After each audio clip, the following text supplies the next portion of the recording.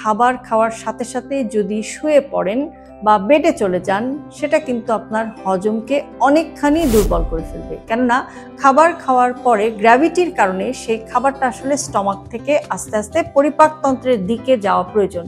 কিন্তু আপনি যদি খাবার খাওয়ার সাথে সাথে শুয়ে পড়েন বা বেডে চলে যান, তাহলে কিন্তু এটা গ্র্যাভিটির এগেইনস্টে চলে যাবে এবং এটা কিন্তু ব্যাকফ্লো হবে এবং সে কারণেই কিন্তু আপনার অ্যাসিডিটি, হার্টবার্ন এই জাতীয় সমস্যা শুরু হবে এবং খাবারটা ঠিকমতো হজম হবে না। কাজেই কোনো অবস্থাতেই খাবার খাওয়ার সাথে সাথে আপনি শুয়ে পড়বেন না।